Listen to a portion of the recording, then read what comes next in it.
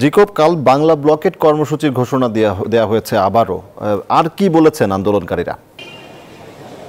জি সজল, যেমনটি জানেন যে আগামীকাল সকাল 10টা থেকে শুরু করে সূর্যাস্ত পর্যন্ত কিন্তু এই বাংলা ব্লকের যে কর্মসূচি সেটির ঘোষণা দেওয়া হয়েছে।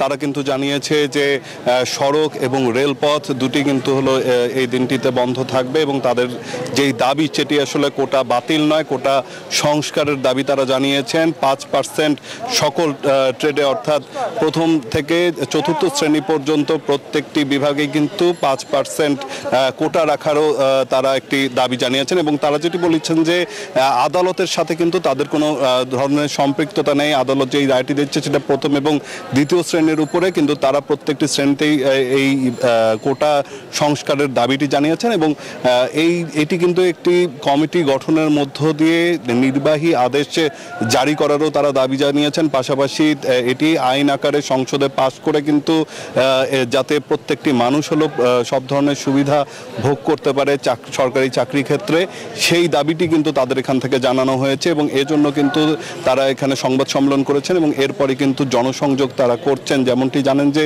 প্রত্যেকটি শিক্ষার্থীকে তাদের যেই হলো আন্দোলনটি রয়েছে সেই আন্দোলনের সাথে যুক্ত হওয়ার জন্যও কিন্তু তারা আহ্বান জানিয়েছেন এবং তাদের যে আন্দোলন সেটি হলো তারা চালিয়ে যাবেন বলে আমাদেরকে জানিয়েছেন। তো এই ছিল এখন পর্যন্ত আমার কাছে এখানকার সবশেষ তথ্য। সজল।